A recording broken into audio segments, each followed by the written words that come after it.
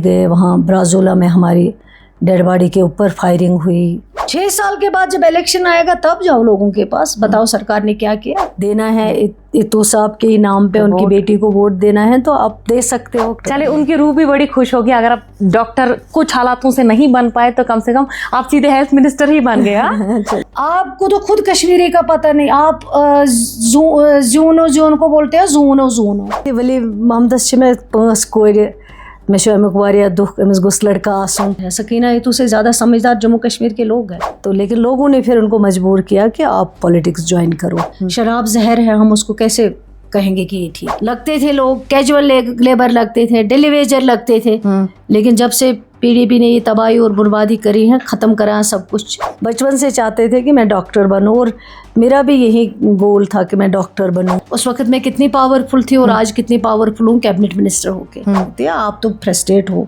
ख़त्म हो चुके हो पॉलिटिकली टोटल, क्योंकि जो आपने किया है यहाँ पे। हमने कहा था हम सेशन चेंज करेंगे, हमने किया। हमने कहा रिजर्वेशन पे हम सब कमेटी बनाएंगे, रिपोर्ट करेंगे, हमने कर दिया। हमने कहा था old age pension window pension बढ़ाएंगे, हमने बढ़ा दिया। हमने कहा था 10 kg राशन, हमने स्टार्ट कर दिया। सिलेंडर 12 सिलेंडर फ्री, हमने 6 देने की शुरुआत की है। तभी आपको इन्होंने रिजेक्ट किया है, क्योंकि आपने 370 को कहा मैं बचाऊंगी, आपने ख़त्म करवाया। कोशिश करूंगी 35A को कोई हाथ नहीं लगाएगा, आपने ख़त्म करवाया। आपने बल्कि 13 लाख पैलेट चलाए, आपने इतने सारे लोग मर गए, आपने कभी अफसोस नहीं किया। आपने कहा दूध टॉफी लेने के लिए दिया। अप्रूवल के बाद LG साहब को गई, अब तो हमारा जुरिस्डिक्शन नहीं है, अब तो उनको वहाँ पे बात करनी चाहते जो बात करते हैं। होम होता था, मुझे लोग आते थे, मेरा बच्चा ले गया, मैं तो फ़ोन करती थी SP साहब को, DIG साहब को, क्यों ले गए बेगुनाह किसी को, छोड़ दो। आज तो मैं कर ही नहीं सकती, जो पर्दे के अंदर होती है। लेकिन जब सकीना इतू का जलसा होता है, वो आके मुझे वहाँ आके गाना गाती है। खादी बोर्ड में जो लोग लगे उस टाइम,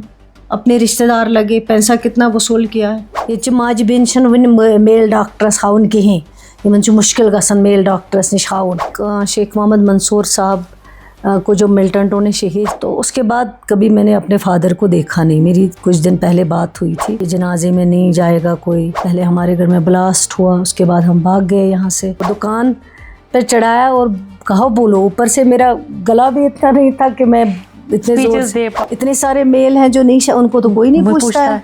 कितने सारे लोग हैं जो पॉलिटिक्स में आए, जो बहुत सारे हाईली क्वालिफाइड लोग हैं, कितने हैं आप गिन लो। आप अपनी चीज़ें दोहराओ। मेल आपके कितने लोग हैं जिन्होंने स्कूल का मुंह ही नहीं देखा आज तक। आप पूछते हो कि क्वालिफिकेशन क्या है, वो क्यों नहीं पूछते हो। 40,000 लोगों ने आपको इलेक्ट होके भेजा है, शादी नहीं की है इसने, शादी कब करेगी, तो आपको क्या सरदर्दी है। मेरी लाइफ है। बहुत सारी लड़कियां हैं जो बहुत सेंसिटिव है, उन्हें फर्क पड़ता है, लोग पड़ता है फर्क। चलो मुझे तो नहीं पड़ता है, मैं तो आदी हूँ, गालियां भी देते हैं। जब इतनी अच्छी पोजीशन पे, इस पोर्टफोलियो पर भी आपको इतने क्रिटिसिज्म का, तो आप मुझे बताइए जो बेचारे हमारे बच्चियां हैं। पर हमें तरस उन्हीं की सोच पे आना चाहिए जो ये कमेंट्स करते हैं। 96 में हम ही ने, हमारी सरकार ने पोस्ट निकाले, उसके बाद किसी सरकार ने नहीं निकाले, आज तक निकले ही नहीं। स्कूल में 10 चीज़ें होती हैं, ऑनलाइन कहाँ आपको इतना सारा। कभी कभार आपका जो नेटवर्क है वो भी मसले आ जाते हैं। अगर किया कभी नेशनल कॉन्फ्रेंस की सरकार ही ने किया, और हमें मिन्नत नहीं रखी, अपने लोग हैं, हमें करना है, उनके बारे में सोचना है।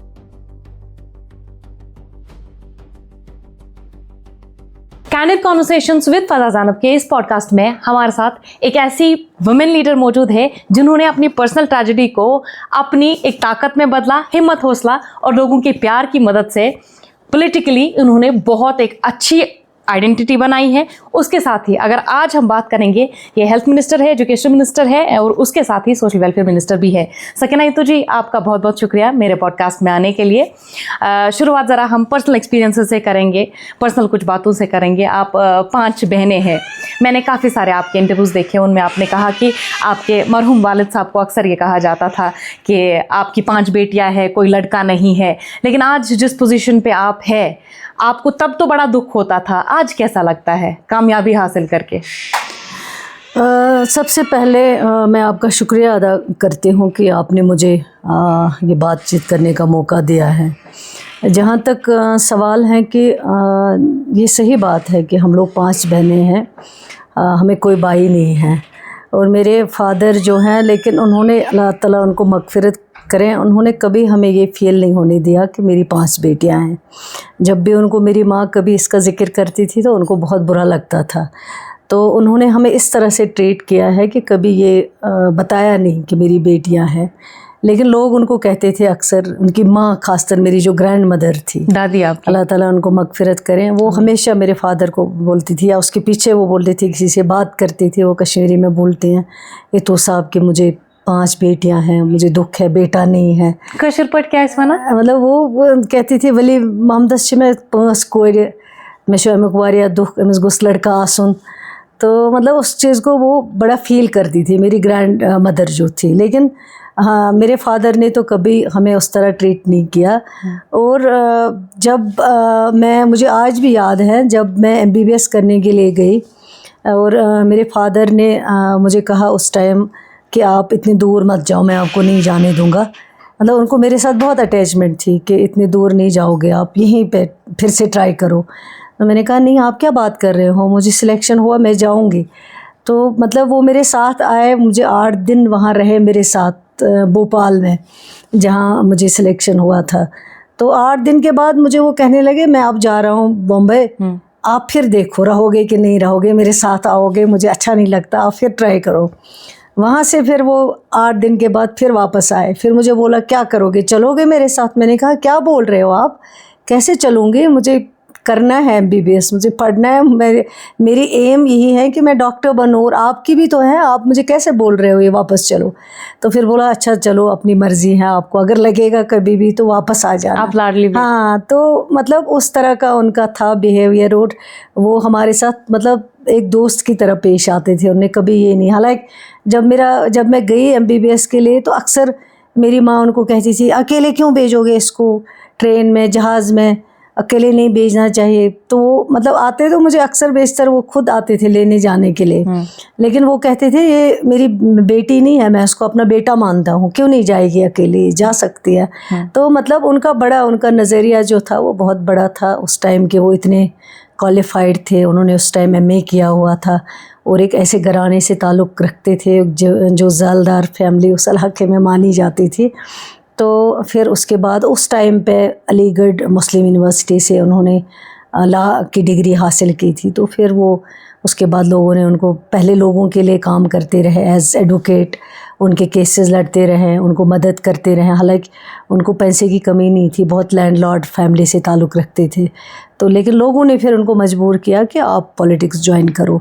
और जब फिर मैं जब आई तो मुझे तो कभी कंसेप्ट नहीं था कि मैं इस फील्ड में कभी आऊँ ना, कभी मैंने सोचा था ज़िंदगी में भी कभी नहीं। मेरे फादर के टाइम पे भी कभी नहीं, जब वो लोगों को मिलते थे, अटेंड करते थे, पब्लिक हियरिंग करते थे, प्रोग्राम्स में जाते थे, तो हम लोगों के लिए अलग उन्होंने दरवाज़ा रखा था कि हम लोग उस जगह से कभी नहीं गुजरते थे जहाँ वो लोगों से मिलते थे, पब्लिक हियरिंग करते थे। तो हम लोगों को अलग से दरवाजे से जाना होता था, आना होता था। तो मेरा तो कभी कोई मतलब, एवं फादर साहब का भी कभी कोई कंसेप्ट नहीं था। वो तो बचपन से चाहते थे कि मैं डॉक्टर बनूं, और मेरा भी यही गोल था कि मैं डॉक्टर बनूं। और मेरे फादर तो हमेशा चाहते थे, वो मुझे कहते थे मेरा इलाका इतना गरीब है, यहाँ कोई गायनी डॉक्टर नहीं आती। और कश्मीरी में मुझे बोलते आपको पता है, मैं बोलती थी क्या ये माज बिन वन मेल डॉक्टर्स हाउन कहीं, ये मुश्किल गसन मेल डॉक्टर्स निश हाउन, लेकिन जब आप बनोगे डॉक्टर तो मैं आपको यहीं दमहाल हाजीपुरा में बिठाऊंगा। यहाँ जो मेरी बहनें हैं, मेरे जो बुज़ुर्ग औरतें हैं, माएँ हैं, वो आपके पास अपना इलाज करवाएंगे। तो मतलब उनको भी बहुत शौक था मेरे डॉक्टर। चले, उनकी रूह भी बड़ी खुश होगी। अगर आप डॉक्टर कुछ हालातों से नहीं बन पाए तो कम से कम आप सीधे हेल्थ मिनिस्टर ही बन गए। चले, अल्लाह का अच्छा, आप लाडली बेटी थी अपने वालिद साहब की। बेटी की अटैचमेंट वालिद साहब से और भी ज़्यादा होती है एज़ कम्पेयर टू बेटे। तो जब आपके सर से उनका साया उठ गया, मुश्किलात कितनी थी? आपने कहा मेडिकल कॉलेज वो आपके साथ आया, वहाँ रुके आपके साथ, उसके बाद आपको कहा कि अगर आपका मन लगता है तो बैठो, मन नहीं लगता है तो मेरे साथ वापस चलो, और फिर आपका अचानक से वहाँ से निकल आना। उस वक्त के चीफ मिनिस्टर की शायद हस्बैंड वाइफ थी वो, जब आप वहाँ से वापस उन्हीं के साथ आई थी, एक इंटरव्यू में मैंने सुना था। तो उनके साथ ऐसे आना, फिर ऐसे हालात बन जाना, आपकी पर्सनल लाइफ पे, पॉलिटिकल करियर पे उससे कितना फ़र्क पड़ा? ये जो मेरे फादर साहब का जो हादसा हुआ है, पहले तो हमने कभी ये सोचा भी नहीं था, क्योंकि जब हम लोग कश्मीर से चले गए, माइग्रेंट हो गए, मुझे याद है एक शेख मोहम्मद मंसूर साहब को जब मिल्टन ने शहीद किया तो हम लोग तब दमहाल हाजीपुरा में ही थे। किसी ने आके हम डैडी को बताया कि इस तरह मंसूर साहब को मिल्टन ने शहीद किया है। तो हम लोग सब हैरान हो गए, क्योंकि शुपयानुर डीएचपुरा का बहुत मतलब ज़्यादा जो है नज़दीकी का रास्ता है। तो फिर उसको सारे अपने रिश्तेदारों ने, साथियों ने कहा कि आप चले जाओ यहाँ से, यहाँ अब हालात इस तरह के नहीं हैं कि आप रहोगे। उन दिनों के पॉलिटिशियनों के पास उन्होंने कभी सिक्योरिटी नहीं रखी। जब वो मिनिस्टर भी थे उन्होंने कभी अपना पीएसओ नहीं रखा, वो उसको छोड़ देते थे। तो फिर हमें यहाँ से जाना पड़ा। जब हम चले गए जम्मू तो फादर साहब जब वहाँ गए तो अक्सर लोग आते थे, उनके पास लोगों की बहुत सारा मतलब जो रश रहता था जम्मू में भी, वो उनकी जम्मू में भी वकालत करते थे, उनके केसेस लड़ते थे, वो आते थे, लोग उनको बिठाते थे। तो लोगों ने उनको कहा आप मस्जिद में जाते हो, मिल्टन ने कहा है कि ये मस्जिद के लिए नमाज के लिए जाता है तो हम उनको अटैक करेंगे। मेरी माँ भी उनसे लड़ती थी कि आप यहाँ क्या है, आपको हम लोग भाग के आए हैं, आप क्यों नहीं बैठते हो। लेकिन वो हमेशा कहते थे कि मुझे अल्लाह पे भरोसा है, अल्लाह ने जो लिखा होगा वही मिल होगा। जाएगा। तो जब वो इंसिडेंट हुआ है जम्मू में तो आज तक उस तरह का कोई भी इंसिडेंट मेरी नज़र में नहीं है। पहला इंसिडेंट हुआ है वो इतू साहब शहीद किया गया वहाँ उनको। उसके बाद हमने तो कभी मतलब सोचा भी नहीं था कि हम लोग भाग जाएंगे श्रीनगर कश्मीर से, जम्मू शिफ्ट होंगे, फिर जम्मू में इस तरह का इंसिडेंट होगा, वो हमने कभी इमेजिन भी नहीं किया हुआ था। और मेरे फादर हमेशा मुझे कहते थे, जब भी मैं कॉलेज में थी तो वो मुझे हमेशा कहते थे कि वो अक्सर आते थे मेरे पास, महीने में एक बार अचानक चले आते थे। तो उनको बड़ा था, जब मुझे कॉल किया उन्होंने एक दिन तो कहा, जब मैं उठी तो वहाँ मेस में हमारा लैंडलाइन होता था, तो वहाँ से आवाज़ लगती थी, जिसका स्टूडेंट का फ़ोन आता था, घर वाले करते थे। तो वहाँ एक हमारा मेस बॉय हुआ करता था जिसका नाम सुरेश था। सुरेश लगाता था आवाज़, सकीना दीदी। मैं गई तो मैंने कहा क्या है सुरेश? कहता है कोई नहीं फ़ोन नहीं, मिलने आया कोई। मैंने कहा कौन मिलने आया? जब मैं गई वहाँ गेस्ट रूम में मैंने अपने फादर को देखा, तो मैंने कहा आप क्या अचानक आए हो, खैरियत है? कहा नहीं, कल आपसे बात हुई थी मेरी, आपका गला मुझे ख़राब लग रहा था तो मुझे लगा आप बीमार हो। मैंने कहा मैं ठीक हूँ, आप कैसे क्यों इतने अचानक आए, क्या ज़रूरत थी? बहुत प्यार था मतलब उनका बहुत प्यार था। तो जब ये हादसा, और डैडी ने हमेशा यही बताया था कि हालात ठीक नहीं है, अगर कभी भी फ़ोन आए, कोई मिलने के लिए कहे, पहले वेरीफाई किया करना। अगर कोई बोलेगा घर में कुछ मसला हुआ है, पहले क्लियर किया करना, फ़ोन करना, बात करना, फिर उस पर जो है आप एक्शन करना। तो उस दिन भी यही हुआ। मतलब थी मैं कॉलेज में, तो रात में मैंने बहुत अजीब, लोग कहते हैं ना सपने तो ऐसे होते हैं, लेकिन रात में मैंने बहुत अजीब सपने देखे थे। बहुत मेरी रात पूरी डिस्टर्ब हो गई, नींद नहीं आई, सो नहीं पाई मैं। और जब सुबह कॉलेज गए, जब वापस आए तो हम लोग, मेरे दोस्त गए और मैं हमारे रूम में बैठे थे, चाय पी रहे थे चेंज वेंज करके। तो इतने में फिर नीचे से इस सुरेश ने आवाज़ लगाई, सकीना दीदी। मैंने बोला, जब मैं आई नीचे तो मैंने बोला क्या है? कहा कोई मिलने आया गेस्ट रूम में। गेस्ट रूम में गए तो वहाँ मैंने फिर लेडी एक देखी, मतलब बिल्कुल उसको मैं लेडी को जानती नहीं थी। उसने कहा सकीना आप हो? मैंने कहा हाँ मैं हूँ, क्या बात है? कहा आप हमारे साथ चलो। मैंने कहा कहाँ? कहा जम्मू। मैंने कहा क्यों? तो आपकी माँ बीमार है।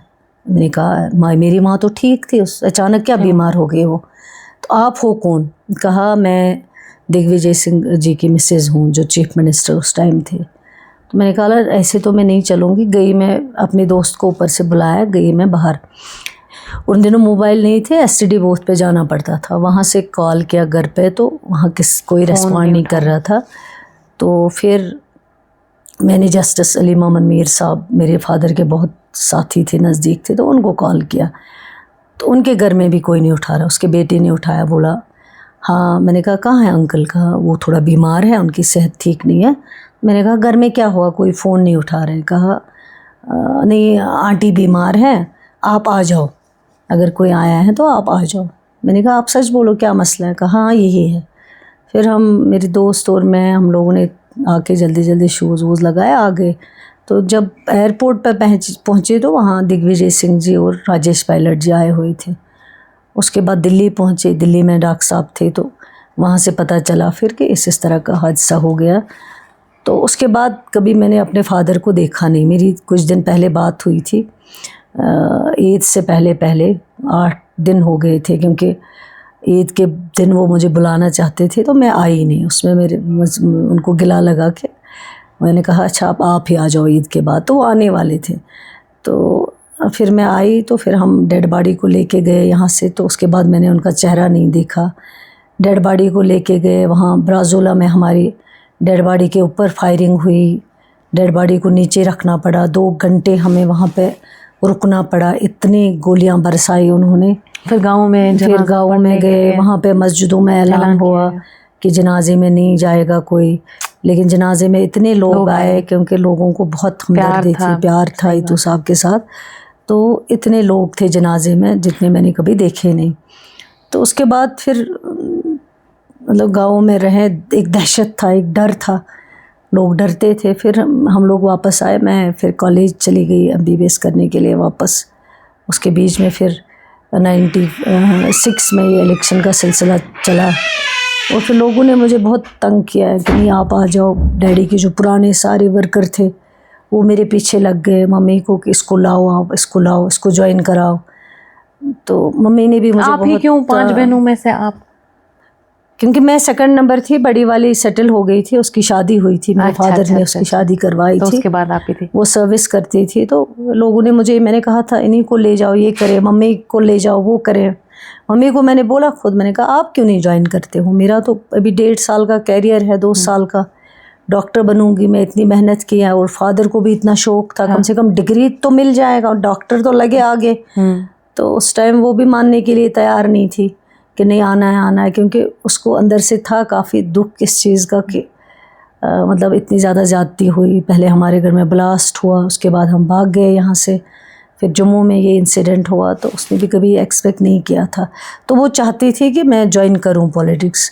और फिर जब लोगों का भी बहुत प्रेशर आया तो मैंने सोचा चलो अब कोई बात नहीं, लोग मुझे तंग कर रहे हैं, आऊँगी मैं। उन दिनों सिर्फ 14 दिन की कैंपेनिंग थी, मतलब इलेक्शन हमने नॉमिनेशन भरा, नॉमिनेशन के बाद हम सीधे उसी दिन गाँव चले गए कैंपेनिंग के लिए।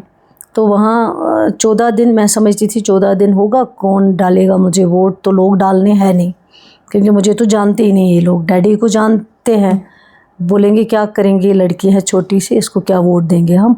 और मैंने भी अपने रूममेट को यही बोला था आप रूम खाली रखना, मैं वापस आ जाऊँगी 14 दिन के बाद।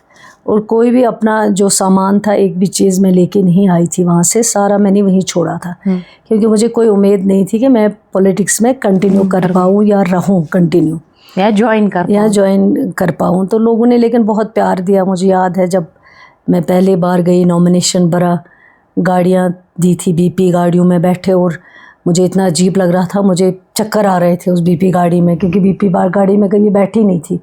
उसमें इतना मतलब हवा भी कहीं से नहीं आ रही। तो गाँव जब पहुँचे तो वहाँ लोगों ने, मतलब लोग आए अचानक, जब उनको पता चला मैं आई हूँ, वो सारे, मेरा जो अपना गाँव है, घरों से हर एक फ़र्द बाहर आए।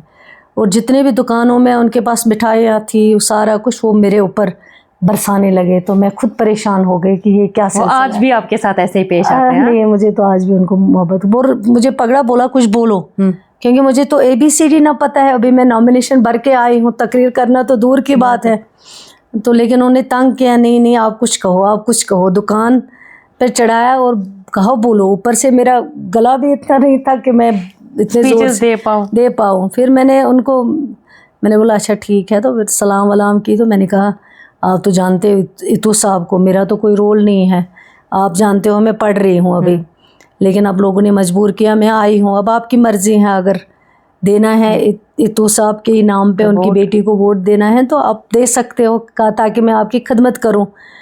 तो मतलब उनके हर एक जो खड़ा था, मैं देख रही हूँ, वो रोने लगे, उनकी आंखों से आंसू आने लगे। तो उनको डैडी की याद आ गई, वो बहुत इमोशनल हो गए।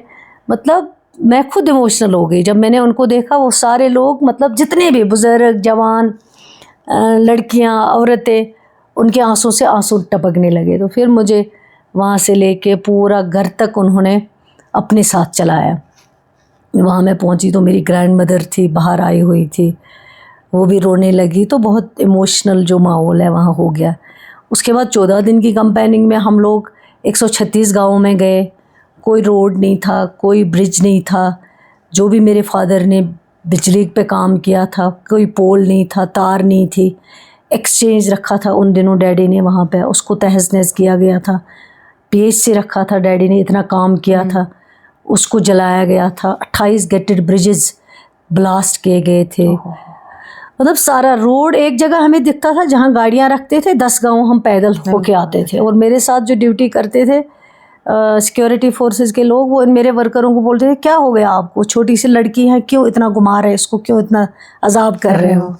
मगर लोगों ने बहुत प्यार दिया। जहाँ मैं गई लोग साथ साथ चलते गए। वो कहते हैं मैं अकेला ही चला था जानिबे मंजिल, मगर कारवान लोग जुड़ते गए, कारवान बढ़ता गया। तो वही हो गई मिसाल। लोगों ने बहुत, उसको तो मेरे पास कोई मुतबादिल नहीं है उनकी प्यार का, उनकी मोहब्बत का। अच्छा, इत्तू साहब की जो ट्रेजेडी जम्मू में हुई, ऐसा कोई इंसिडेंट पहले हुआ नहीं था। उसके बाद हाल फिलहाल में हमने जो डॉक्टर फारूक अब्दुल्ला पर अटैक हुआ, आपने बहुत कुछ कनेक्ट किया होगा फिर उस अटैक से जो जम्मू में उन। हाँ, जो डॉक्टर फारूक अब्दुल्ला साहब पे उस्ताद, मुझे रात को 12 बजे किसी, हालांकि मुझे भी उस शादी में जाना था लेकिन मैं जा नहीं पाई। मुझे रात को 12 बजे किसी ने फ़ोन किया, कहते आपने सुना? मैं तो हैरान हो गई। मैंने कहा क्या? कहते हैं डॉक्टर फारूक साहब पे अटैक हुआ है इस तरह। तो मैं इतना घबरा गई। उसके बाद मेरी माँ आई, कहते हैं आप फ़ोन करो फ़ोन करो। मैंने कहा कहाँ? उसको भी किसी ने सुनाया होगा, फ़ोन किया था। कहते हैं तो उस फारूक साहब से ठीक। मैंने कहा हुआ क्या? कहते हैं इस तरह। तो मैंने फिर कोशिश की डॉक्टर साहब को फ़ोन करूं। जब उन्होंने बात की तो तब मुझे लगा कि शुक्र है अल्लाह का, सही सलामत है। तो मुझे वो सब डैडी का याद आ गया होगा। मैंने कहा पता नहीं, आज तक तो पहला इंसिडेंट डैडी को यहाँ पे हुआ है, तो ये कैसे हो गया। ये सब चीज़ें होती थे, इंसान को वो सारी चीज़ें जो है वो। अच्छा, फिर अपने फादर के बाद डॉक्टर फारूक साहब ने कैसे आपकी मदद की पॉलिटिकल करियर में, फिर आगे बढ़ाया और आपको इतने अच्छे पोर्टफोलियोज, मतलब हर जगह आपकी कदर की। आज कहती हूँ कि जो आज मैं हूँ सबसे पहले तो अल्लाह ताला की मेहरबानी, अल्लाह ताला की दुआ है। लेकिन उसके बाद अगर कुछ भी मैं हूँ वो डॉक्टर फारूक अब्दुल्ला साहब की वजह से हूँ। वो कहते हैं ना कि उंगली पकड़ के चलाना, सिखाना, मतलब मीटिंग, क्योंकि मुझे तो था ही नहीं कंसेप्ट। फादर के टाइम पे नहीं, पॉलिटिक्स में मैंने कोई चीज़ मतलब इंटरेस्ट नहीं लिया था, देखती नहीं थी। इवन मीटिंग्स में बताते थे ये कपड़े ऐसे पहनो, मतलब उन्होंने तो सिखाया मुझे, उंगली पकड़ के मुझे सिखाया, चप्पल ये लगाओ। क्योंकि मुझे तो रूटीन का, कॉलेज से आई थी मैं यहाँ पे, और मुझे तो कोई कंसेप्ट नहीं था ये सब चीज़ों का, तो उन्होंने सिखाया। मैं समझती हूँ आज जो कुछ भी अगर मैं हूँ अल्लाह ताला की मेहरबानी, उसके बाद कादिसानी डॉक्टर फारूक अब्दुल्ला साहब। अच्छा, वुमेन को अक्सर हर चीज़ को लेकर क्रिटिसाइज़ किया जाता है, ये कुछ भी करती है इसको क्रिटिसाइज़ किया जाता है। ये पढ़े लिखे, अच्छा तो कहेंगे अब पढ़ लिख के क्या ही कर लेगी, पॉलिटिक्स में जाएगी, पॉलिटिक्स में जाके क्या ही कर लेगी, थोड़ी सी उम्र हो गई तो अब इसकी शादी करानी पड़ेगी। मतलब हर चीज़ में इसको क्रिटिसाइज़ किया जाता है, जिससे ये मतलब इसकी फ्रीडम लगता है कि ये बंध गई है। आपको कभी ऐसे जजमेंट्स का सामना करना पड़ा? कभी नहीं, अक्सर अक्सर ऐसी चीज़ों का सामना करना पड़ा। मैं तो समझती हूँ कि लोग कहते हैं ना कि आज औरत बहुत आगे बढ़ गई है, लेकिन मेल को आगे बढ़ना चाहिए दिमागी तौर पे। वो दिमागी तौर पे बहुत पीछे है। जो हमारे मेल डोमिनेटेड सोसाइटी है वो अभी भी डोमिनेटेड है। हमारी बहनें तो अपनी तरफ से कर रही हैं कोशिश आगे बढ़ने की, वो KS में जा रही हैं, वो IS में जा रही हैं, वो डॉक्टर बन रही हैं, वो इंजीनियर बन रही हैं, वो प्रोफेसर बन रही हैं, वो हर जगह अपना रोल कर रही हैं। मगर जो मेल लोग हमारे हैं उनको ठीक होने की ज़रूरत है। जो उनको इन्फीरियरिटी कम्प्लेक्स लगता है, अगर औरत आगे बढ़ती है उनको इन्फीरियरिटी कम्प्लेक्स, अगर इवन पॉलिटिक्स में भी उनको इन्फीरियरिटी कम्प्लेक्स। मुझे अब बताओ, अक्सर बेशतर आप कहते हो कभी, अक्सर बेशतर लोग जो है ड्रेस के ऊपर कमेंट करते हैं। जैसे आपने कहा शादी के ऊपर, शादी क्यों नहीं की, कोई कमेंट लिखता है, इतनी बकवास। और इंसान मतलब इतना खो जाता है इंसान को कि इनके अक्ल को क्या हो गया है। शादी करना ये आपकी मर्जी है, आप करोगे नहीं करोगे तो नहीं करोगे। इतने सारे मेल हैं जो नहीं, उनको तो कोई नहीं पूछता है। मतलब इतनी बकवास कि आप सोच नहीं सकते हो। और सबसे ज़्यादा बकवास अगर कोई करता है वो खुद जो पॉलिटिकल लोग हैं, पॉलिटिकल पार्टीज जो है, उनके अगर आप कमेंट देखोगे वो इतने बकवास। आप मुझे बताओ, पॉलिटिक्स में आज तक अगर आप नज़र दोहराओगे, कितने सारे लोग हैं जो पॉलिटिक्स में आए, जो बहुत सारे हाईली क्वालिफाइड लोग हैं, कितने हैं आप गिन लो। बहुत कम लोग हैं। आप देखो जो बड़े बड़े ओहदों पे रहे हैं उनमें कितने सारे लोग, हर पॉलिटिकल पार्टी ने, एक पॉलिटिकल पार्टी को अगर मैं बताऊंगी, उन्होंने ऐसे लोगों को रखा जो कभी स्कूल भी नहीं गई थी, मिनिस्ट्रियल पोस्ट पे रखा हुआ था। और फिर अगर कोई लेडी आगे बढ़ती है तो उसको आप क्वालिफिकेशन पूछते हो। आप अपनी चीजें दोहराओ। मेल आपके कितने लोग हैं जिन्होंने स्कूल का मुंह ही नहीं देखा आज तक? सही बात है। वो आपने बड़े बड़े ओहदों पे रखे हैं, वहां आप क्रिटिसिज्म नहीं करते हो। लेकिन जब कोई बहन आती है, जब कोई और जिसे लेडी आती है, कॉन्स्टिट्यूशन राइट देता है कि हाँ, आप कर सकते हो, आप पूछते हो कि क्वालिफिकेशन क्या है। वो क्यों नहीं पूछते हो? 40,000 लोगों ने आपको इलेक्ट होके भेजा है, 40,000 लोगों ने आपके ऊपर एतमाद किया है, आपको अपना वोट दिया है। उस 40,000 लोग में इंटेलेक्चुअल भी हैं, उस 40,000 में डॉक्टर भी हैं, उस 40,000 में इंजीनियर भी है, प्रोफेसर भी है, सही बात है, पॉलिटिक्स जानने वाले लोग भी हैं।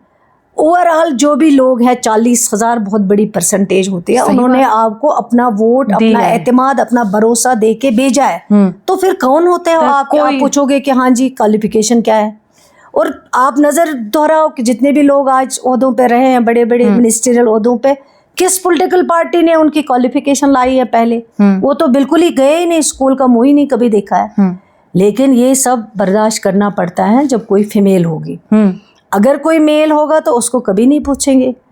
लेकिन मैं आई हूँ 96 में, डिप्टी मिनिस्ट्री से मैंने स्टार्ट किया है। उस वक्त भी मेरे आगे पीछे जो लोग थे वो, उन्होंने मुझे उस वक्त भी हिरास किया। कुछ तो इखवानी थे जिन्होंने पीडीपी को जगह दी हुई, जिनको पीडीपी के में जगह मिली है।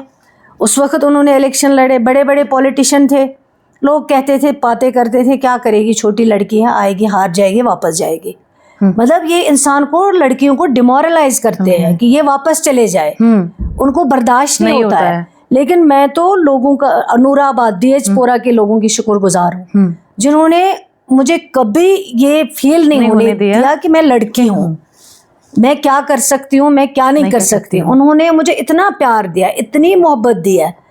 मतलब मेरा भाई नहीं है, लेकिन मुझे हजारों नौजवान डीएचपुरा नूराबाद के लोग हैं जो मुझे कहते हैं, अगर आप हमें रात को 12 बजे कहोगे हमें फांसी चढ़ना है, हम कभी आपको ना नहीं करेंगे।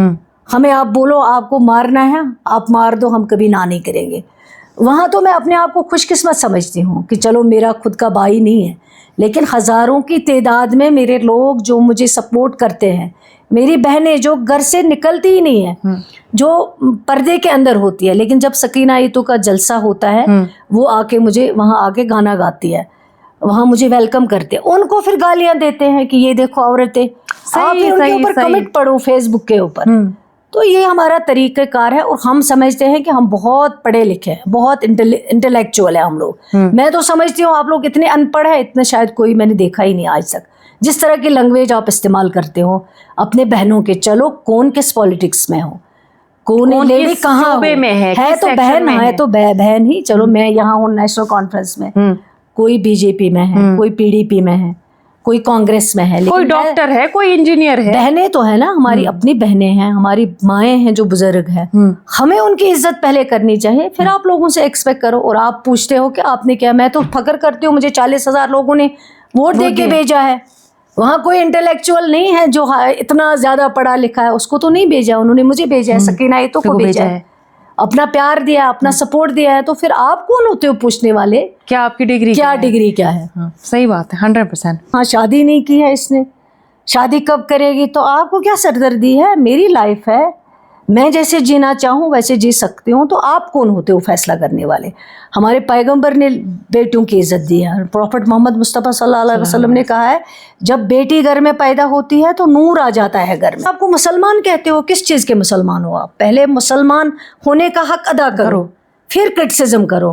अगर आप मुस्लिम हो तो उसका हक अदा करो, पहले उन चीज़ों को पहले समझो। बुरा लगता है आपको फिर ये कमेंट्स देख के लोगों के?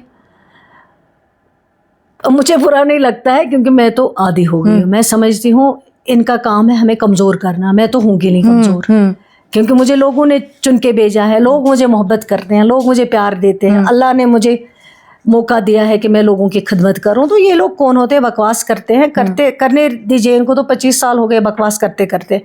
मुझे कोई फ़र्क नहीं पड़ता, लेकिन मेरे फैमिली को फ़र्क पड़ता है। जब मेरी बहन देखती है, वो फिर उठती नहीं फ़ोन से, वो फिर दिन भर यहाँ से बिल, मैं उसको बोलती हूँ आपको क्या पागल होना है इस फ़ोन पे आपको, वो उसको इरिटेशन, वो मतलब डिप्रेशन में चली जाती है। बराबर बराबर, आपकी उसको बात सही इतना है। डिप्रेशन हो जाता है, वो सेंसिटिव है। मेरी दूसरी बहन भी, ऐसे ही बहुत सारी लड़कियां हैं जो बहुत सेंसिटिव है, उन्हें फर्क पड़ता है, उनको लोग क्या पड़ता कहते है हैं। फर्क। चलो मुझे तो नहीं पड़ता है, मैं तो आदी हूँ, गालियां भी देते हैं, पता नहीं क्या क्या बकवास लिखते हैं। मैं तो सोचती हूँ चलो इनकी तो आदत है, यही करे, मुझे क्या फ़र्क। लेकिन मेरी फैमिली को फ़र्क पड़ता है, मेरी बहनों को फ़र्क पड़ता है, मेरी माँ को फ़र्क पड़ता है। वो जब देखती हैं तो उसको बहुत इरिटेशन होता है। जब इतनी अच्छी पोजीशन पे इस पोर्टफोलियो पर भी आपको इतने क्रिटिसिज्म का तो सामना आप मुझे करना पड़ता बताइए, है। जो बेचारे हमारे बच्चियां हैं जो पढ़ती हैं, जो प्रोफेशनल कॉलेजेस में हैं, जो डिग्रियां हासिल करके जो आईएएस है, जो केएएस है, ऑफिसेज में काम करती हैं, तो उनके ऊपर क्या होता होगा। जब मैं ये सोचती हूँ तो मुझे सही में मुझे तरस आता है लड़की के ऊपर। अच्छा, लड़के के पहले ऊपर? फिर लड़कियों के ऊपर, लड़की जात के ऊपर मुझे फिर तरस आता है। पहले अपने आप पे, फिर मुझे लड़की जात पे तरस नहीं, पर हमें तरस उन्हीं की सोच पे आना चाहिए जो ये कमेंट्स करते हैं। सच में ना बहुत मुश्किल होता है। अच्छा सकीना जी, ये तो रही पर्सनल एक्सपीरियंसेस की बात। अब ज़रा हम थोड़ा सा जो है अभी कुछ चीज़ों पर बात करते हैं, जैसे अनएम्प्लॉयमेंट है, रिजर्वेशन को लेके है, डेली वेजेस का मसला है उनको, क्योंकि बार बार जहाँ हमें लोग देखते हैं वहाँ कहते हैं कि आपको मैडम मिलेगी तो उनसे ज़रूर पूछेगा रिजर्वेशन का क्या हुआ, अनएम्प्लॉयमेंट का क्या हुआ। तो उस पर कुछ बताइए। देखिए, मैं बताऊंगी आपको बात, मैं हमेशा सच करती हूँ जी। मुझे आदत नहीं है कि दूसरों की तरह, जैसे दूसरे पॉलिटिशियन है जो उमर साहब हमेशा सच बात लोगों को कहते हैं। कभी कभी वो लोगों को बुरी लगती है, लेकिन उनकी आदत है, वो सच बोलते हैं। मैं कहती हूँ जब उमर अब्दुल्ला साहब की सरकार बनी, उमर अब्दुल्ला साहब के पास इतने एस्पिरेंट्स आए हैं, इतने लोग आए हैं, इतने डेपुटेशन आए हैं हर तबके से। उन्होंने रिजर्वेशन के लिए बात की। मैं खुद इसमें कहती हूँ कि ज़्यादती है। आप बताओ, जो मेरिटोरियस बच्चा 650 नंबर लेकिन नीट में क्वालिफाई नहीं हो पाता है, और यहाँ से रिजर्वेशन वाला 200-250 पे क्वालिफाई करता है। आप बोलो ये जहनी अजाब है, टार्चर है या बहुत नहीं? बहुत। लेकिन उमर अब्दुल्ला साहब ने सिर्फ सुना नहीं, उसने उस पर कार्रवाई की। उसी टाइम उसने कमेटी बनाई, सब कमेटी, जिस कमेटी में मैं भी थी और मेरे 2 साथी थे, कैबिनेट मिनिस्टर। उससे पहले मुझे आप एक एग्जाम्पल बताओ, किसी पार्टी ने आज तक रिजर्वेशन पे कोई कमेटी, सब कमेटी बनाई? उन्होंने कोई बात की है? वो कहते थे, जब उनके एक लीडर ने बात की तो उसको कहते थे इसका पर्सनल मसला है। उस वक्त उस लीडर ने ये क्यों नहीं कहा ये जम्मू कश्मीर के लोगों का मसला है। रिजर्वेशन हर एक तबके से ताल्लुक़ रखता है, हर एक एस्पिरेंट का मसला है, ये सिर्फ मेरे पार्टी के एक फर्द का मसला नहीं। उस वक्त कैसे उसने कहा ये एक मेरी पार्टी का जो जिसने स्टेटमेंट दिया है उसका ज़ाती मसला है? उस वक्त उसने ये क्यों नहीं कहा ये पार्टी का मसला है, हमारा भी मसला है, हम इस पे सोच रहे हैं? नहीं कहा, क्योंकि उस वक्त इलेक्शन चल रहे थे। वो चाहते थे अगर हम कहेंगे तो हमारा वोट ज़ाया हो जाए। लेकिन उमर अब्दुल्ला साहब की कमिटमेंट देख के मैनिफेस्टो में रखा है, इलेक्शन करने के बाद रिजर्वेशन के ऊपर सब कमेटी बनाई। सिर्फ बनाई नहीं, उसका मैंडेटरी कहा है हमें कि आपको 6 महीने के अंदर अंदर रिपोर्ट सबमिट करनी है। और 6 महीने से पहले ही 2 दिन, जब 6 महीने होने वाले थे तो हमारे मुखालिफ बोलने लगे ये तो ऐसे कमेटी बनी, इसका कभी रिपोर्ट ही नहीं आएगा। मतलब बहुत उन्होंने उस पर बकवास की। लेकिन 1-2 दिन पहले हमने अपनी रिपोर्ट सबमिट की है। रिपोर्ट गई है कैबिनेट में, और उमर अब्दुल्ला साहब ने इसके लिए स्पेशल कैबिनेट मीटिंग बुलाई ही नहीं, सिर्फ इस कमेटी की रिपोर्ट को डिस्कस किया, डिस्कस करने के बाद अप्रूव किया। जब अप्रूव हो गया ये रिपोर्ट, उसके बाद ये ऑनरेबल एलजी साहब के पास गया। क्योंकि आज आपके पास यूटी है, अगर स्टेट होती, अप्रूव होने के बाद आप आके, मैं आती पब्लिक में फक्र से कहती कि रिजर्वेशन कमेटी ने ये रिपोर्ट सबमिट की है, ये आप भी देखो। लेकिन यूटी में आपके लिए ज़रूरी है, जब तक ऑनरेबल एलजी साहब इसको अप्रूव नहीं करते, क्लियर नहीं करते, तब आप बोल नहीं सकते, इसके ऊपर बात नहीं कर सकते हो। उसके बाद एलजी साहब के पास गई, एलजी साहब ने फिर उसको होम मिनिस्ट्री में भेजा है। अब आप बताइए हमारा फॉल्ट कहाँ है, उमर अब्दुल्ला साहब का फॉल्ट कहाँ है, सब कमेटी का फॉल्ट कहाँ है? हमने तो अपना काम कर दिया, जो भी किया है अच्छा किया है और इंसाफ किया है हर एक के साथ। तो वहाँ से उसका कोई टाइमलाइन पता चला है कि? कुछ भी नहीं। अभी हमने कई बार कहा है कि रिपोर्ट गई हुई है, रिमाइंडर भी किए हैं, लेकिन अभी तक कुछ इसमें आया नहीं है। लेकिन लोग हमें क्रिटिसिज्म करते हैं, उनको क्यों नहीं क्रिटिसिज्म करते जिन्होंने कभी बात ही नहीं की है, जिन्होंने कहा ये पर्सनल मसला है। उमर अब्दुल्ला साहब ने एक स्टेप उठाया, एक कमेटी तो बनाई, और सिर्फ बनाई नहीं, सब कमेटी की रिपोर्ट भी दे दी, कैबिनेट ने अप्रूव की है। कैबिनेट तो अथॉरिटी होती है, अप्रूवल के बाद एलजी साहब को गई, अब तो हमारा जुरिस्डिक्शन नहीं है, अब तो उनको वहाँ पे बात करनी चाहते, जो बात करते हैं वहाँ पे पूछना चाहिए, हमारा रोल इसमें रहा नहीं। दूसरी बात, बेरोज़गारी बहुत है, ये हम सब मानते हैं, मैं खुद मानती हूँ, क्योंकि मुझे भी 40,000 लोगों ने वोट दिया है, उनकी भी एक्सपेक्टेशन है, जम्मू कश्मीर के लोगों की उम्मीदें हैं इस सरकार पे, जनाब उमर अब्दुल्ला साहब के ऊपर। लेकिन आप बताओ, आज आपके पास यूटी है, स्टेट नहीं है आपके पास। यूटी में हमने कोशिश की कि इस 1.5 साल में रिक्रूटमेंट बोर्ड के ज़रिए जितना हो सके जल्दी, जो इंटरव्यूज सालों में नहीं होते हमने जल्दी करवाए, ताकि रोज़गार मिले। मैं मानती हूँ बहुत डिप्रेशन में हमारा जवान है, पढ़ा लिखा होके उसके पास कोई वसाइल नहीं है, उसके पास बिजनेस कोई नहीं है, उसके पास प्राइवेट सेक्टर कोई नहीं है, ताकि वो वहाँ जाके अपना कुछ खड़ा कर सके, अपना गुजारा कर सके। और जिन माँ बाप ने कर्जा करके बच्चे को पढ़ाया है, उनके लिए तो यही उम्मीद है कि कल इसको नौकरी मिलेगी। और नौकरी आप सबको दे नहीं सकते, जैसे हमने मैनिफेस्टो में कहा 1 लाख, उससे अगर आप चेक करेंगे इस 1.5 साल के दौरान रिक्रूटमेंट बोर्ड के ज़रिए जितने लगे, 6,000 लगे, 7,000 लगे। और हमारी कोशिश है कि लोगों को रोज़गार मिले जितनी पॉसिबिलिटी हो, लेकिन उसके अलावा लोग अपना बिजनेस भी खड़ा, जैसे मिशन युवा उमर अब्दुल्ला साहब ने स्कीम की है। मिशन युवा में आपको लोन मिलता है, लोन में आपको गारंटर नहीं रखना है, आसान तरीका है, ताकि आप अपना कुछ यूनिट खड़ा करो जो आपको मर्जी है जिस लाइन में, ताकि आपका कारोबार चले, आप खुद कफील हो जाओ। नौकरियां भी ठीक है, लेकिन ये नौकरियां पहले हम लगाते थे, हर जगह लगते थे, लोग कैजुअल लेबर लगते थे, डेलीवेजर लगते थे। लेकिन जब से पीडीपी ने ये तबाही और बर्बादी करी है, ख़त्म करा है, सब कुछ यूटी पे लाया है, आज हमारी ताकत ही नहीं है इतनी। आज मुश्किलें बहुत हैं, जितनी स्टेटहुड में, मैं तो याद करती हूँ अपना, जब मैं डिप्टी मिनिस्टर रही हूँ उस वक्त मैं कितनी पावरफुल थी, और आज कितनी पावरफुल हूँ कैबिनेट मिनिस्टर होके। मुश्किलें बहुत है, इतना आसान नहीं है, लेकिन हमारी कोशिश है जितना हम लोगों के लिए काम कर सकते हैं, अल्लाह गवाह है, उसमें हम कोई कसर नहीं छोड़ते। लेकिन जो हमारे हाथ में नहीं है, वहाँ हम क्या करेंगे, वहाँ हम क्या कर सकते हैं। आज लोग बात करते हैं आउटसोर्स पे, वो आउटसोर्स, ये आउटसोर्स आया कब? ये तो आपके टाइम पे 2016 से स्टार्ट हुआ है, तब से शुरू हुआ है यहाँ, तब से आपने कोई बात नहीं की। आप आज चाहते हो कि आउटसोर्स भी ना कोई लगे, आपके टाइम पे बैंक में लोग लगे, कोई मेरिट नहीं देखा गया है, किस तरह लगे वो सब जानते हैं। आउटसोर्सिंग में जो कंसल्टेंट्स है वो अनपढ़ होते हैं, वो कैसे तय कर सकते हैं कि किसको एंटर कराना है या किससे जॉब लगनी चाहिए, ऐसे करके? ये तो हमने तो नहीं किया ना आउटसोर्स, आज की सरकार ने नहीं किया, ये हुआ है 6 साल पहले, 8 साल पहले।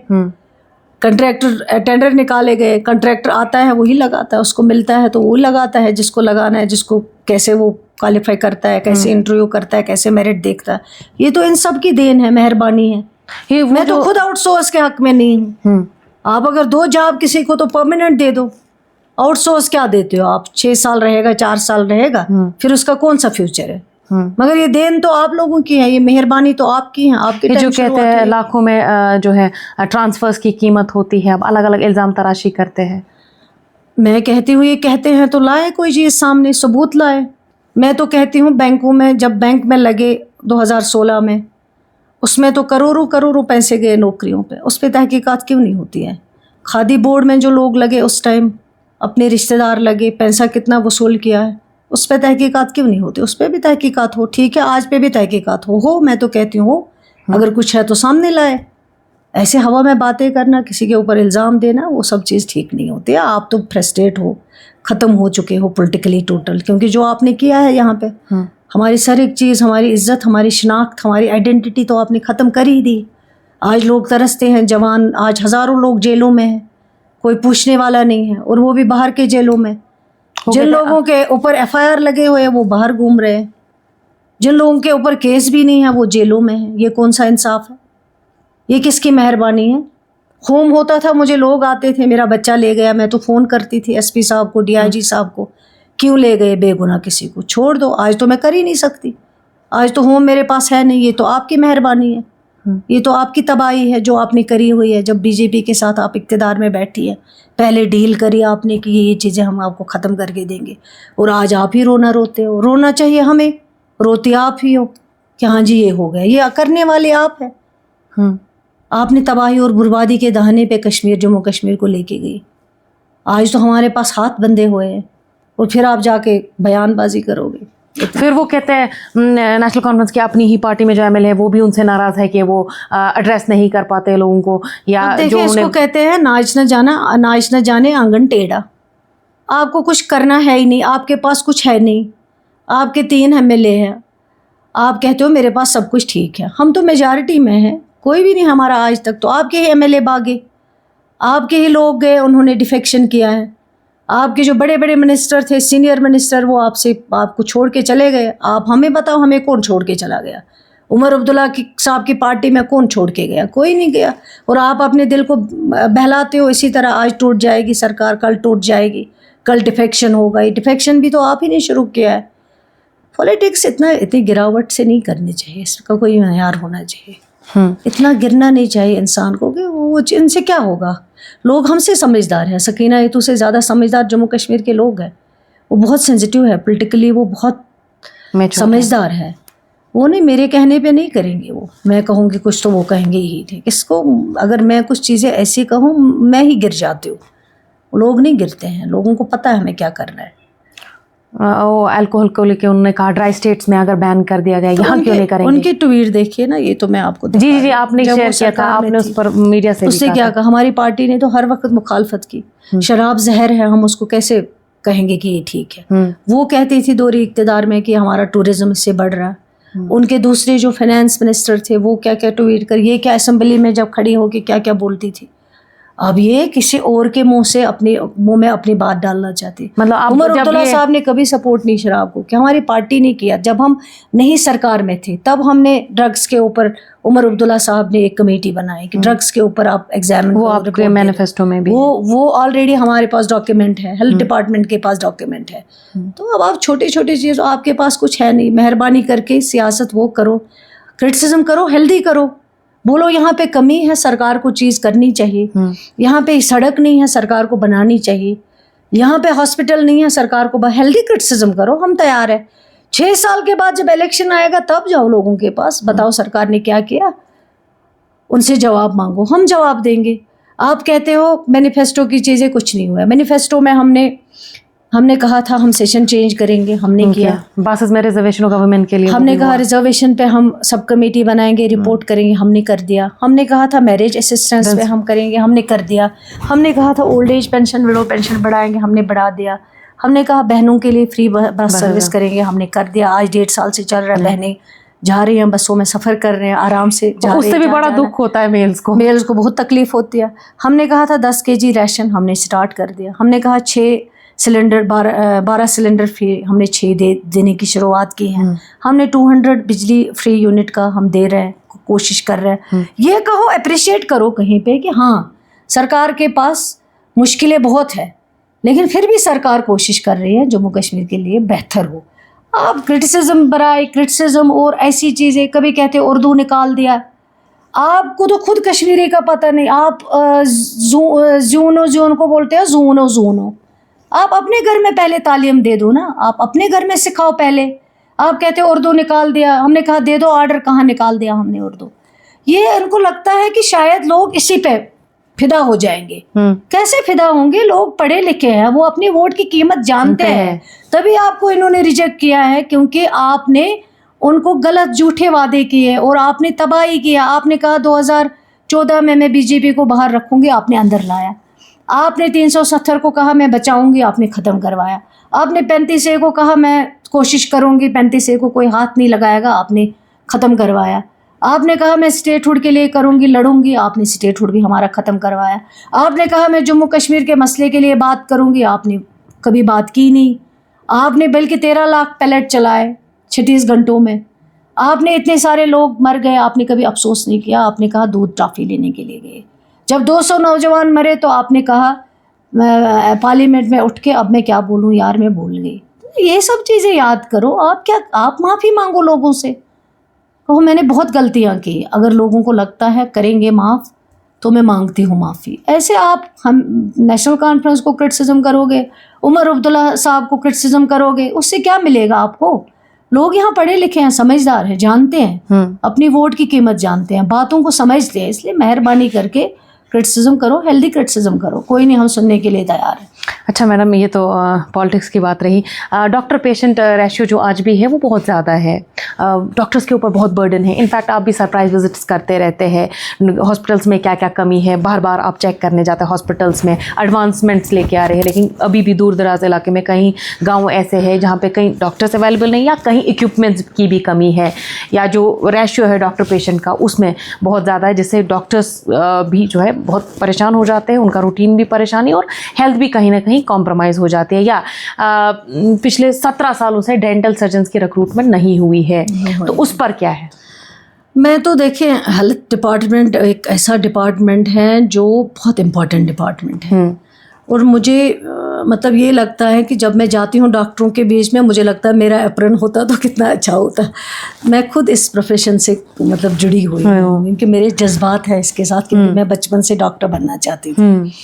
कमियां तो बहुत है, उसमें कोई दो राय नहीं, लेकिन 1.5 साल से जब से ये सरकार बनी है, इस सरकार के दौरान जितना भी हमने कोशिश की है बेहतर से बेहतर करने की। यहाँ हॉस्पिटलों में कुत्ते बैठते थे, गेट तक नहीं लगे थे हॉस्पिटलों में।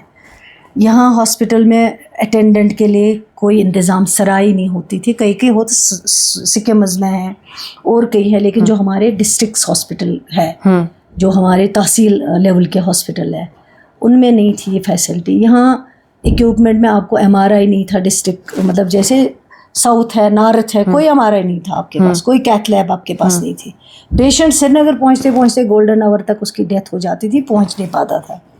आज आपके पास ये फैसिलिटी अवेलेबल है। आप अनंतनाग करिए, बारामूला में हम करने जा रहे हैं, इसी तरह जम्मू GMC आप आज देखिए, 3 साल पहले देखिए। मैं नहीं कहती हूँ कि हमने कमाल कर दिया, सब कुछ हमने ठीक कर दिया, मैं उन लोगों इसमें से नहीं हूँ, अभी बहुत करने की ज़रूरत है। 500 हमने नए डॉक्टर लगाए रिक्रूटमेंट बोर्ड के ज़रिए, जो आए उनको दूर दराज इलाकों में भेजा, कई कंसल्टेंट आए।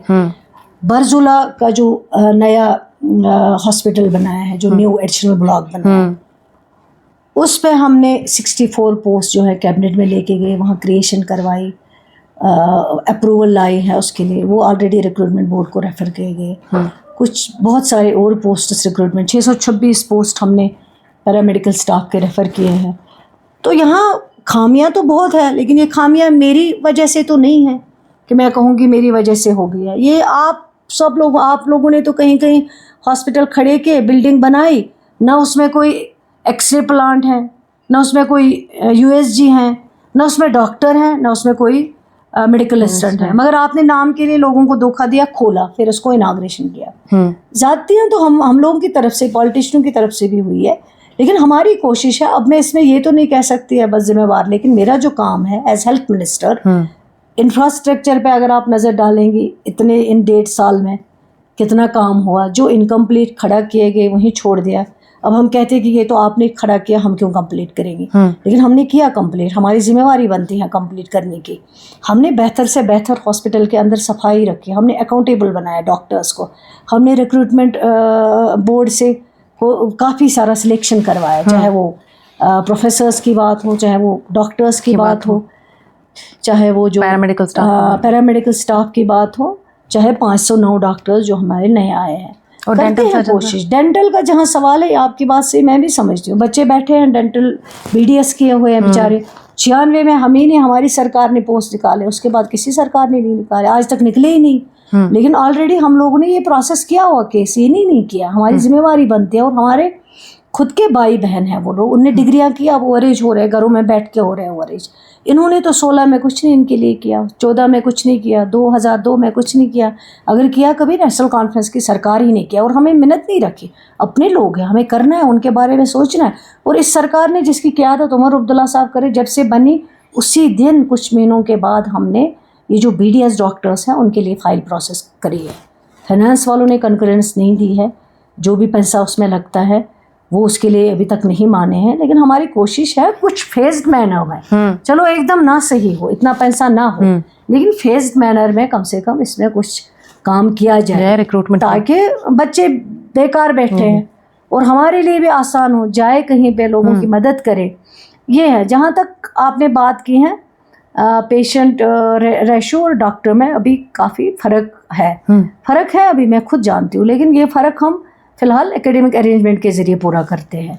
जैसे इस सरकार ने इंसेंटिव दूर दराज इलाकों में कहा है, जाते नहीं, मानते नहीं डॉक्टर्स जाने के लिए, टीचर नहीं मानता दूर दराज इलाकों में जाने के लिए, तैयार नहीं होते हैं। इसीलिए इस साल बजट में ऑनरेबल चीफ मिनिस्टर साहब ने अनाउंसमेंट किया है कि जो दूर दराज इलाकों में जाएगा, टंगडार जैसे एरिया में, कश्तवाड़ जैसे एरिया में, वहाँ उसको इंसेंटिव मिले ताकि वो तैयार हो जाए। हमारी कोशिश है किसी तरह लोगों की मदद की जाए, जिस तरह हम इसको इन मुश्किल हालात से निकाल सकते हैं, उनकी ज़िंदगी बेहतर बना सकते हैं। अल्लाह गवाह है, हम कोशिश कर रहे हैं, दिन रात कर रही है सरकार। जितना मुमकिन होता है उतना हम, जो हमारे हाथ में नहीं है वहाँ हम क्या करेंगे, वहाँ तो हम कर ही नहीं सकते कुछ, लेकिन कोशिश करते हैं जो मुमकिन है वो हम करने की कोशिश। अच्छा, सी सेक्शंस या सर्जिकल डिलीवरी जिसे कहते हैं, लाल दर्द में उसका परसेंटेज 70% है। अब उसको लेके कोई अवेयरनेस, कोई प्रोग्राम्स की नॉर्मल डिलीवरीज को प्रमोट किया जाए? करते हैं। आप देखिए जो हमारे डिस्ट्रिक्ट हॉस्पिटल्स हैं, और मैं आपको एक चीज़ बताऊंगी, जो रेफरल्स होते थे आज से 1.5 साल पहले, सारे पेशेंटों को श्रीनगर दौड़ाया जाता था। लेकिन अगर आप आज की डेट में अगर आप चेक करेंगे रेफरल्स में कितनी कमी आई हुई है। आज डिस्ट्रिक्ट हॉस्पिटल पे कितना पेशेंट जो है उसको इलाज किया जा रहा है। आज जीएमसी अनंतनाग में, जीएमसी बारामूला में, इसी तरह जो हमारे प्राइमरी हेल्थ सेंटर्स हैं वो बेहतर बनाने की कोशिश की गई ताकि यहाँ पे पेशेंट को अटेंड किया। जहाँ तक डिलीवरी के बारे में मैं भी ये समझती हूँ, मगर इसमें एक चीज़ बताऊंगी मैं, लोगों को अवेयर होना पड़ा। लोग मानते नहीं। जब डॉक्टर के पास मुझे हज़ारों फ़ोन आते हैं, मैं बेने आते थे अमिस डिलीवरी सर्जरी गसन जल्दी, मैं कहती हूँ डॉक्टर कहता है थोड़ी देर इंतज़ार करो, नॉर्मल अगर हो जाए, ज़रूरी नहीं है कि इसको ऑपरेशन करना, इसको रुक जाओ अगर नॉर्मल। लेकिन लोग तैयार नहीं होते, डॉक्टर्स को तंग करते हैं। हाँ, जहाँ मजबूरी होती है वहाँ डॉक्टर को खुद लगता है, वहाँ डॉक्टर करते हैं। लेकिन इसमें लोगों को अवेयर करने की बहुत ज़रूरी है। लेकिन इसमें काफ़ी काम भी हुआ है। अगर आप देखेंगे कई हॉस्पिटल्स में जो है वो जाके इमीडिएट सर्जरी नहीं करते हैं, रुक जाते हैं, वेट करते हैं, और कई जगह पे बहुत सारे नॉर्मल डिलीवरीज भी होते हैं। अच्छा जी। प्राइवेट प्रैक्टिस बैन करने का कोई प्लान? देखिए प्राइवेट प्रैक्टिस मैं अगर मतलब सोचती हूँ कि चलो जी आज की डेट में हम कर ले प्राइवेट प्रैक्टिस बैन, लेकिन मुश्किल है क्योंकि हॉस्पिटल में भी इतना रश है। रात में कभी आसपास का जो प्राइवेट क्लिनिक है, अगर रात में कोई इमरजेंसी आती है, चलो पेशेंट को तो आसपास केयर मिलता है अगर वो जाना चाहे। अगर हम इसको टोटली बैन करें, लेकिन ड्यूटी आवर्स में कोई भी डॉक्टर प्राइवेट प्रैक्टिस नहीं कर सकता, इसके लिए टोटली बैन है।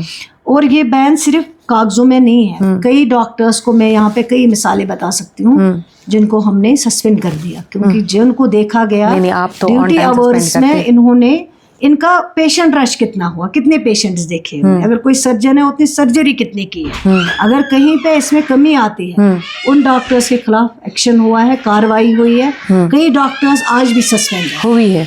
तो ये हम कर रहे हैं, ये हमारी कोशिश है। लेकिन टोटली बैन करना जो, इस पे मैंने बहुत किया था काम, इस पे मैंने कई लोगों से बात भी की थी, मैंने डिस्कशंस भी की, स्टेक होल्डर्स को, लेकिन मुझे लगा कि इसमें पेशेंट को कभी नुकसान हो सकता है। अच्छा, सैनिटाइजेशन का एक बहुत बड़ा सवाल है क्योंकि मैं गवाह हूँ, स्किम्स वगैरह के आईसीयू में कॉकरोच थे।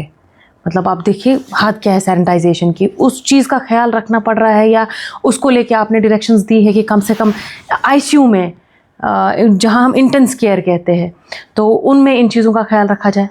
मैं तो जब मैं बनी और मैं इनको 6 महीने बाद या 4 महीने बाद इनकी सिर्फ इसी पॉइंट पे मीटिंग होती है कि सबसे इम्पॉर्टेंट चीज़ मुझे सफाई होनी चाहिए हॉस्पिटल्स के अंदर, क्योंकि बहुत ज़रूरी है। पेशेंट आपका बहुत सेंसिटिव होता है, अगर आपका हॉस्पिटल साफ नहीं होगा उसको कोई भी इन्फेक्शन लग सकता है।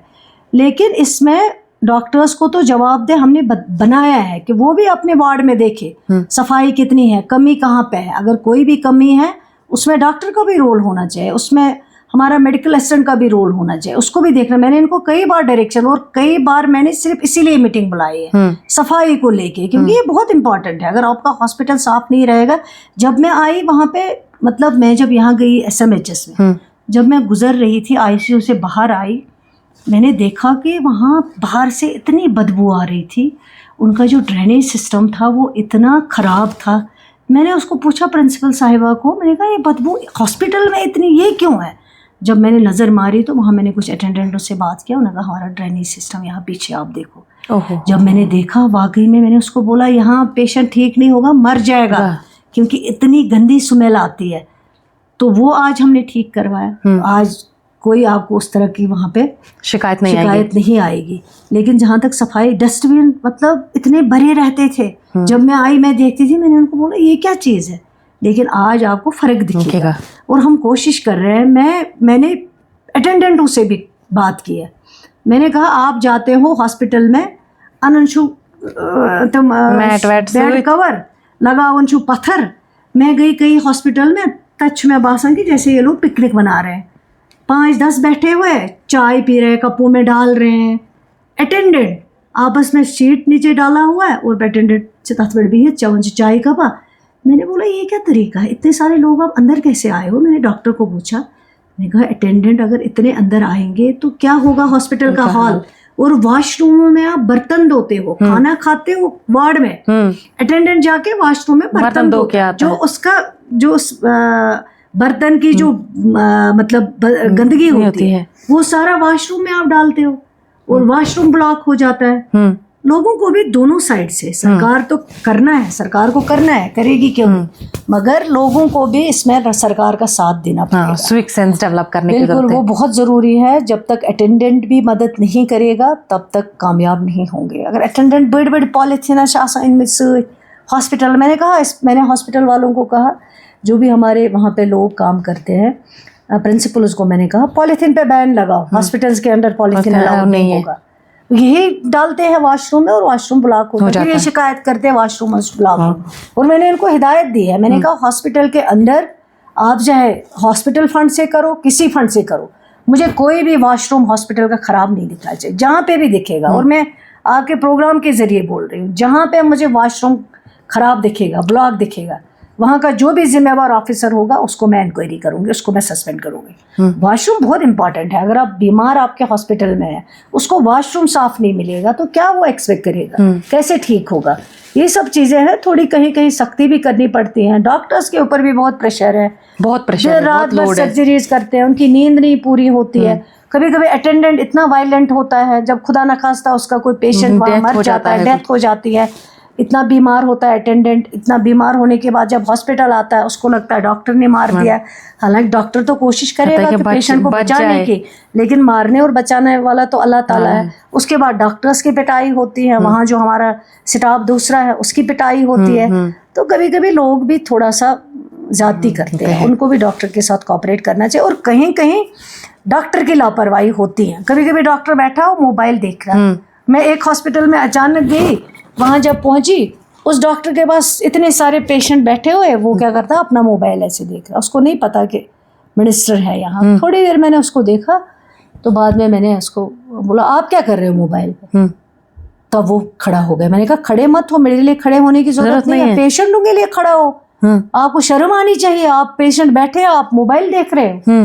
मतलब कहीं कहीं दोनों से लापरवाही होती है, उसमें कोई दो राय नहीं है, मगर हमें इसको ठीक करना पड़ेगा दोनों तरफ से। लोगों को भी थोड़ा सा समझना पड़ेगा कि डॉक्टर अपनी जिम्मेवारी निभा रहा है। जहाँ नहीं निभा रहा है, मैंने कहा तोड़ फोड़, आप हॉस्पिटल के इक्विपमेंट को तोड़ रहे हो, हॉस्पिटल के शीशे तोड़ रहे हो, अपनी प्रॉपर्टी तोड़ रहे हो। हाँ लगता है आपको, कंप्लेंट करो, मुझे भेजो और कंप्लेंट जेन्युइन हो। मैंने कई केसेस में इंक्वायरी बिठाई है, करना चाहिए, करेंगे क्यों नहीं, आपकी सरकार है, आप हमें कहोगे हम ज़रूर कार्रवाई करेंगे। लेकिन इस तरह अगर करोगे तोड़ फोड़, अपने हॉस्पिटल को नुकसान पहुंचा रहे हो। अच्छा, आखिरी सवाल, जिस तरीके से वेस्ट एशिया कॉन्फ्लिक्ट की वजह से हालात बने हैं, प्राइम मिनिस्टर नरेंद्र मोदी ने भी अब वर्क फ्रॉम होम को प्रमोट किया है, कोविड एरा जैसे हैबिट्स को डेवलप करने की बात कही है, तो कहीं स्कूल्स में ऑनलाइन क्लासेस का कोई प्लान तो नहीं है? अभी तो ऐसा कुछ नहीं है, अभी ऐसा कुछ नहीं है। अब पीएम साहब के तो कल से सुन रहे हैं, सोना मत खरीदो, ऑनलाइन करो, पेट्रोल बचाओ। अभी तो ऐसी कोई सिचुएशन लग नहीं रही है इस तरह की। तो क्या करेंगे, क्या बच्चों को क्या बेचारे ऑनलाइन करेंगे? स्कूल में 10 चीज़ें होती हैं, ऑनलाइन कहाँ आपको इतना सारा, कभी कभार आपका जो नेटवर्क है वो भी मसले आ जाते हैं, बच्चों के ऊपर डिप्रेशन पड़ जाता है। तो ये सब चीज़ें अब देखते हैं आगे क्या होता है, लेकिन अभी इस तरह का कोई प्लान नहीं है। तो क्या मैसेज देंगे हमारे ज़रिए आप लोगों को? मैं क्या दूंगी, मुझसे लोग बहुत समझदार हैं, उनको सकीना ये तो क्या मैसेज देगी, लेकिन मेरी यही लोगों से गुजारिश है, बैसित जम्मू कश्मीर की बेटी, जम्मू कश्मीर के लोगों की बहन, जम्मू कश्मीर के लोगों की हमदर्द, सरकार पे भरोसा रखें। आपने वोट दिया है, आपका वोट कीमती है और ये सरकार आपके लिए काम कर रही है। चाहे सरकार में जितनी भी स्कीम्स हैं, इस 1.5 साल में काफ़ी कुछ हुआ है और मैं यही कहूँगी कि हम सब आपके खादिम हैं, आपके हमदर्द हैं, आपके लिए काम कर रहे हैं, कोई ज़ाती काम नहीं कर रहे हैं, न कभी ज़ाती काम किया है। जो भी करेंगे लोगों के लिए करेंगे और जितना हमसे पॉसिबल हो सकता है, अल्लाह गवाह है, उसमें कोई कभी कमी नहीं छोड़ेंगे। Thank you so much ma'am, thank you so much हमारे पॉडकास्ट में आने के लिए। Health education and social welfare minister Sakina Yatoo जो हमारे साथ मौजूद थी, इन्होंने अपनी पर्सनल एक्सपीरियंसेस भी शेयर की, पर्सनल जर्नी भी शेयर की, उसके साथ साथ पॉलिटिक्स पे भी बात हुई और जो इनके इंपॉर्टेंट डोमेन्स है, हेल्थ है, एजुकेशन है या सोशल वेलफेयर है, उस पर भी हमने बहुत बातचीत की है। आप कमेंट सेक्शन में ज़रूर अपना फीडबैक दे दीजिएगा और भी कुछ सवाल होंगे आपके, हम ज़रूर इनसे पूछेंगे। जब जब मुलाकात होगी आपके सवाल ज़रूर पूछेंगे। जी बहुत बहुत शुक्रिया, आपने यहाँ आके मुझे मौका दिया है आपके प्रोग्राम के ज़रिए लोगों से बात करने के लिए, तो ये मेरे लिए खुशकिस्मती की बात है। Thank you.